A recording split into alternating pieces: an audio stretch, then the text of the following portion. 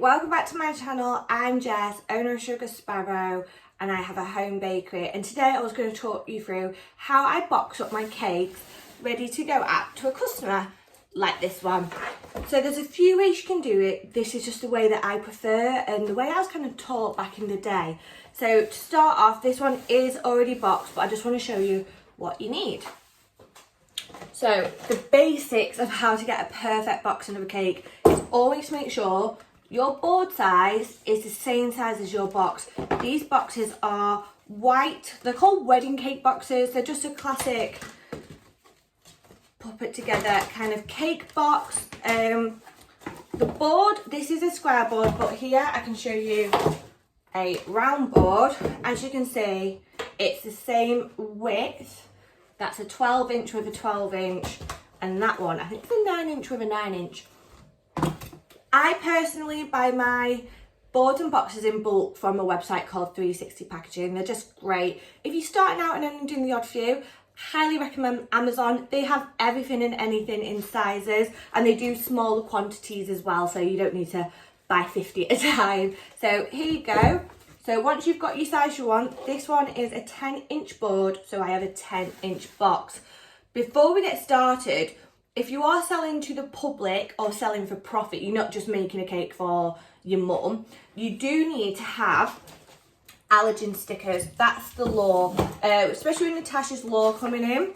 So my allergen stickers, these are mine for an example. They say allergen information, and then they list all 14 allergens. This is the important part. Sometimes you see on Etsy and eBay and stuff, like baking stickers, and it just says like gluten, eggs, dairy, other. So it's more just like, oh, the things you find in baking. That's not right. You have to have all 14, and you just tick box which allergens are inside. So eggs, dairy, cereals including gluten, and also if you've got stuff like chocolates, you'll find maybe soya. Obviously, be careful if there's any nut products, say any Buenos or Ferrero Rochers, macaroons. One thing that people always miss out, this is why you should always check the back of your packaging for any ingredients. A lot of sprinkles have fish gelatin in, and fish is an allergen. And also, obviously, vegetarians, vegans aren't going to eat them. So there is a part of the 14 allergens. Fish, so I always tick that, and so people don't think, oh my god, why is there fish in my cake? I just write next to it sprinkles, so people are aware. So make sure you get some of these. These ones I designed myself on Canva and got printed by Smash Signs, but you can buy generic ones from Amazon that have all the 14 allergens. I also put a branded sticker on there. It's the Sugar Sparrow, just so people know I made it. It's mine. So as you notice, my cake is a bit too tall for this box. So, you know, the lid wouldn't go on like a classic little Victoria sponge, for example. So what I do, and this is what I live by, people do it differently, I don't. This is how I do it. You can see here, what I've done is I've made the box, popped the cake in it, and this I've cut, I'll show you here. It's the lid of the box at the back. I cut this section, and what you do is you then get a flap.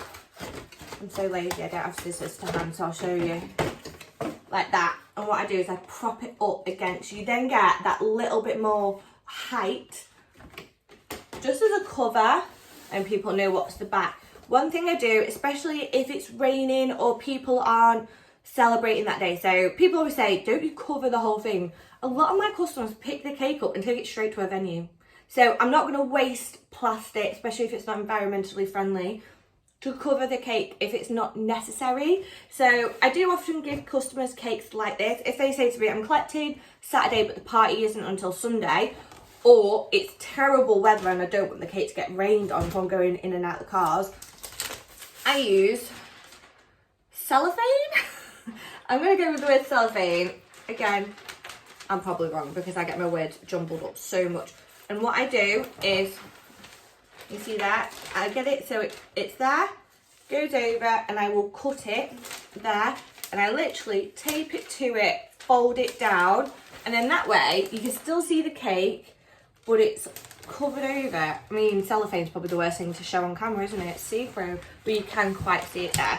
So again, this stuff, I bought it from a florist suppliers. because it's what florists use to wrap cakes in. I'm sure you could get it elsewhere. There's a lot of this.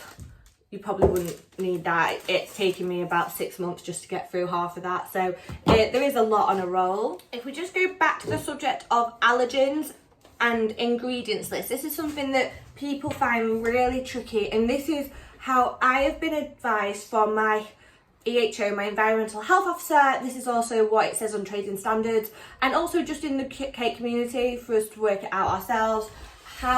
What is the difference between an allergen sticker and a full ingredients list? So say, example, if I get my jar of lemon curd, on the back there it has to say the full ingredients, and that breaks down to by weight, so milk, but what's inside the milk, and then sugar, but what kind of sugar, example.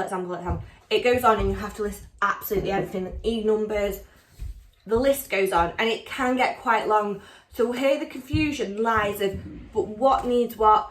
Cakes, you will find, because they have been pre-ordered by someone, they're not coming in and buying like a sandwich off a shelf. If someone's buying a sandwich off a shelf and it's packaged ready to go, like you walk into Greg's and you grab one of the grab to go sandwiches, that has to have a full ingredients list, because that person hasn't spoke to the counter and said, what's inside my sandwich, or I have an allergen. They've just grabbed it, paid for it, gone and ate it. This, however, someone has come to me and said, I'd like to order a cake. I always say, do you have any allergens I need to know about? And if they do, don't discuss that, any intolerances. And from that moment, I then bake something they have asked for. So it's a made to order, and that's why you only need your allergen stickers and not a full ingredients. If I ran a shop, say Sainsbury's, and they have cakes on the shelf ready again to just grab, oh, there's a birthday cake, I just want that chocolate one, grab it, let's go to the till, pay and go, because you've not spoke to anyone or asked or pre-ordered it, you need a full ingredients list. That's the way I find it easiest to remember. So if I did a market stall, for example, selling cookies, if they're loose and not in a bag, you just need to ask if people have got allergens. If they're bagged up ready to go and someone can grab it to walk away, full ingredients list. Hope that's clear. If you have any more questions on that, feel free to drop a comment, but also everything is on the FoodGov website and also on trading standards about how to label and sticker. I hope that helps. Other than having a beautiful cake and packaging up the cake beautifully, how is it best transported? This is where some people can go wrong. If you've got a round cake board, you'll be able to see, obviously the corners do not have a board attached. They are a bit loosey-goosey. So I always say to people when I hand them the cake, grab it from the side edges where the board makes a box. That is your best support. Also to hold it obviously very flat. In a car, footwell or a boot, they are the flattest thing in a car and the safest place for a cake to go. I don't know if you're aware of this, but seats in cars are slightly tilted like that. Also, if a customer says, I'm just going to pop it on my knee, people don't naturally have flat knees. They will either lean it, push the boobs into it. Honest to God, I've seen it the lot. I have honestly seen all sorts. People have come to me before with carrier bags like, oh, can I not just put the cake in this bag? I'm like, no, it will get crushed. And we don't want crushed cakes. The last thing you want is to have a beautiful cake and then for the customer to get it home and it look crap. Nobody wants that. No one wants that moment to go wrong. So when people collect cakes, I always talk them through, needs to go on your footwell, flat boot, not on a knee, not on a chair, on a seat. Also, when they get home, to keep it flat, to keep it somewhere cool, especially in summer months, make sure it's somewhere cool. Winter months, if you've got a cooler house, I just say, as long as it's not by a radiator, you'll be absolutely fine. And I hope you guys can also make sure you're telling people this. I think it's just a natural thing to say when someone collects a cake, this is how to look after it. It covers your back as well as there, because then if they haven't put it on the footwell and they have an accident and it gets squished or someone's boobs go into it when they go over a speed bump, that's not your fault. That is their fault for not listening to your instructions. Or always cover your back, honest to God, because you'd be surprised what people do. So, you see that? Stickers box.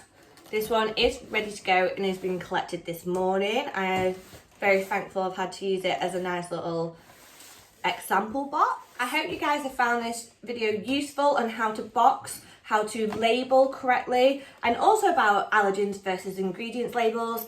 Thank you for watching, and please remember to subscribe, and if you can follow my Instagram, and obviously my TikTok's got a lot more shorter clips on all sorts on there, much greatly appreciated. I've also linked below where I buy a lot of these products. So thank you, and I'll see you soon.